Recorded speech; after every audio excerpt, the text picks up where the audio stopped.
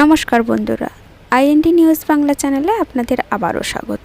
কৃষক বন্ধু প্রকল্পে নাম নথিভুক্ত কৃষকদের অ্যাকাউন্টে গত 12ই জুন কিন্তু আমাদের রাজ্যের মুখ্যমন্ত্রী মমতা বন্দ্যোপাধ্যায় সর্বমোট রাজ্যের 1,05,00,000 কৃষকের অ্যাকাউন্টে টাকা রিলিজ করার সত্ত্বেও এই টাকা কিন্তু প্রায় অনেক জেলার কৃষকদের অ্যাকাউন্টে কিন্তু এখনো পর্যন্ত ক্রেডিট হয়নি। আবার অনেকের স্ট্যাটাসে ট্রানজাকশন স্ট্যাটাসের ঘরে অ্যাকাউন্ট ভ্যালিড এই অপশানটি আসা সত্ত্বেও তাদের কিন্তু ব্যাংকের অ্যাকাউন্টে এখনো পর্যন্ত টাকাটি এসে পৌঁছায়নি।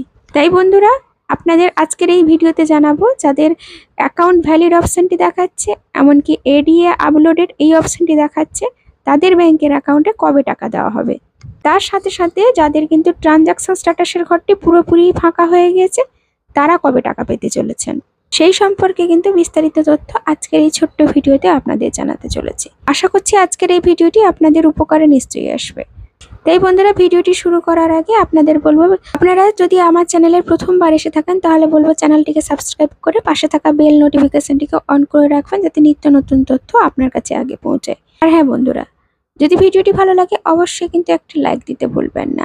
তো বন্ধুরা, কৃষক বন্ধু প্রকল্পে সমস্ত কৃষকেরা জানেন ইতিমধ্যে কিন্তু আমাদের রাজ্যের মুখ্যমন্ত্রী মমতা বন্দ্যোপাধ্যায় গত 12ই জুন কিন্তু সর্বমোট কিন্তু গোটা রাজ্যের 1,05,00,000 কৃষকের অ্যাকাউন্টে 2,900 কোটি টাকা কিন্তু ট্রান্সফার করে দিয়েছেন।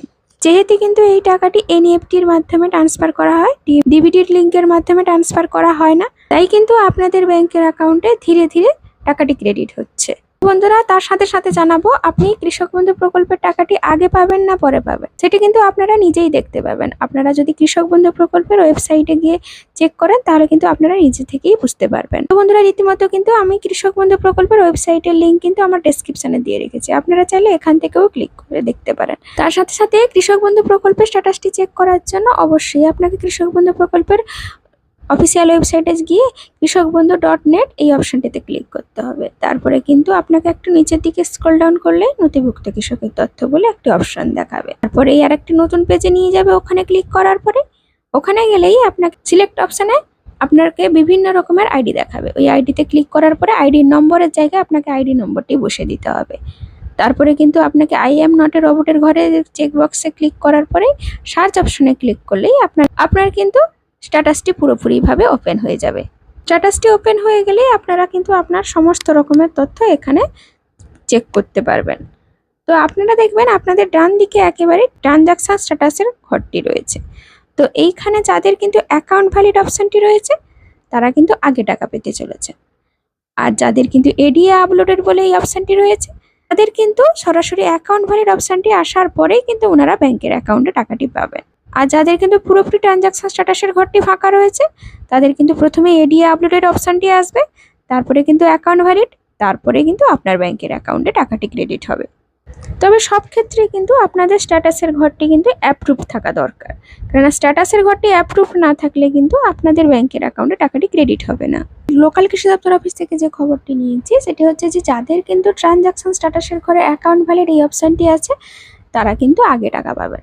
যদিও বা আপনাদের 2-3 দিন ধরে অ্যাকাউন্ট ভ্যালিড এই অপশানটি শো করছে ট্রানজাকশন স্ট্যাটাসের ঘরে, এখনো পর্যন্ত টাকাটি ক্রেডিট হয়নি, আপনারা একটু অপেক্ষা করুন। যদি টাকা না ঢোকে এই সপ্তাহের মধ্যেই কিন্তু আপনাদের ব্যাংকের অ্যাকাউন্টে টাকাটি ক্রেডিট হয়ে যাবে। আমাদের মাননীয় বলেছেন আগামী 20 তারিখের মধ্যে, অর্থাৎ জুন মাসের 20 তারিখের মধ্যে কিন্তু আপনাদের সবার ব্যাংকের অ্যাকাউন্টে কৃষক বন্ধু প্রকল্পের টাকাটি ট্রান্সফার করিয়ে দেওয়া হবে। কারণ হিসাবে জানিয়েছেন গত 16 এবং 17 তারিখ ছিল সরকারি ছুটি, এই জন্য কিন্তু পরিষেবাগুলি দেওয়া বন্ধ ছিল, সমস্ত অফিসিয়ালি কাজও বন্ধ ছিল, ওই জন্য কিন্তু কৃষক বন্ধু প্রকল্পের টাকা আপনাদের ব্যাংকের অ্যাকাউন্টে দেওয়া সম্ভব হয়নি। আজকের ভিডিওটি এই পর্যন্ত, ধন্যবাদ।